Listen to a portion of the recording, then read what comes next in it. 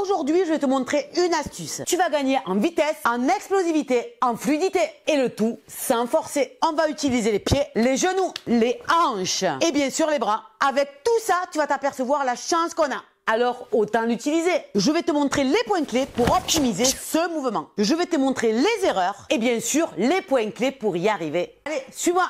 Règle numéro 1, ici, quand je pars du kokutsu, que je veux faire ici, là où mon transfert. Tu vas t'apercevoir ici que tu as beaucoup de gens qui vont uniquement pousser sur ce pied ici et qui vont garder cette jambe complètement tendue. Du coup, qu'est-ce qui va se passer? Tu vas être lourd et tu vas être lent. Du coup, on va penser à plusieurs points importants. On va penser, règle numéro 1, à pousser avec le pied. Règle numéro 2, on va tirer la fesse droite vers l'arrière. Pourquoi? Parce que c'est elle qui va m'aider à ramener ma jambe vers l'arrière. Je ne sais pas si tu as remarqué, le fait de pousser et donner mon coup de fesse, regarde bien, ma jambe, qu'est-ce qu'elle est? Elle est fléchie. Je vais t'expliquer tout de suite pourquoi. Imaginons que tu marches dans la rue. Tu marches jamais comme ça, les jambes tendues, qui fait traîner les pieds. Ou encore, est-ce que tu as déjà vu un sprinter qui court avec des jambes raides en faisant traîner tes pieds ici? Non. Quand tu marches, il y a des roulements, des extensions de jambes, d'accord, mobilisation de la hanche. Si je te le remets dans le contexte du karaté, c'est exactement la même chose. Tu vas imaginer que tu as ton petit bâton ici, je vais pousser sur mon pied, donner mon coup de fesse pour ramener ma jambe et soulever le pied à hauteur du bâton de manière, regarde, fluidifier ici mon mouvement ici, là.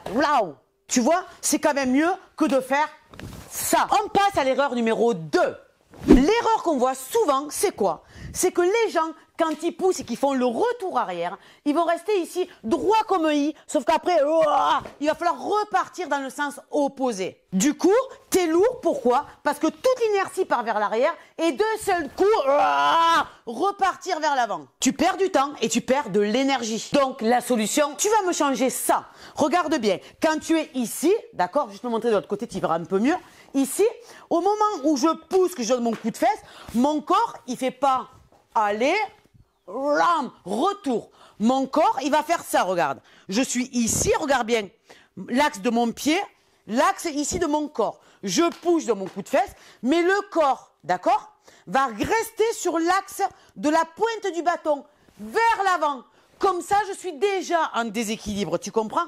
Je vais faire ça, ici. Tu comprends que c'est beaucoup plus facile de faire ça, de bouger que les pieds, que de faire complètement ça. On va passer à l'erreur numéro 3. Erreur numéro 3, ça va être, une fois que je veux repartir ici en kokutsu, souvent, qu'est-ce qu'on fait? Je suis ici, on se laisse tomber et le genou, regarde bien, on pousse sur cette jambe droite. Du coup, on se retrouve à faire un va, dac et un vient. Donc ici, ça va être important de ne pas pousser avec cette jambe.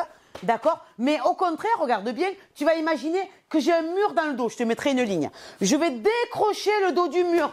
Tu as vu que le genou, mon pied, reste dans l'axe jusqu'au dernier moment. Tu peux remarquer que, arrivé à un moment donné, mes chevilles ne sont pas assez souples. Du coup, qu'est-ce qui va se passer? Je vais décoller le talon.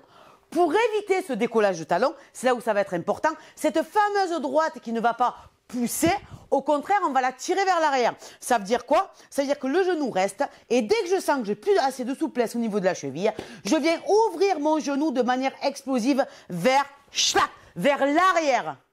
Le fait de tirer le genou vers l'arrière, inconsciemment, ça va m'envoyer ici mes hanches vers l'avant et mes hanches qui m'envoient vers l'avant vont envoyer ici la jambe en vitesse de démarrage. Tu vois? Comme si tu avais un élastique ici en opposition, que tu veuilles ouvrir d'un côté et frapper, t'as vu, tac, de l'autre. Attends, je suis allé un petit peu vite, non? Allez, je vais te résumer. Résumé, court, intense et clair.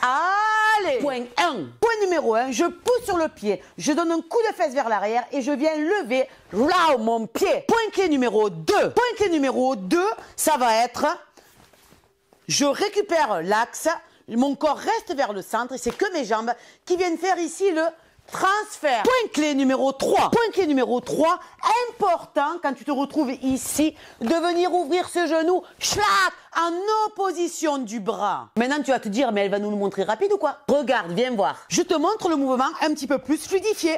Donc, pouce, coup de fesse, ancrage du pied. Tu vois, c'est quand même plus sympa de faire ça que ça.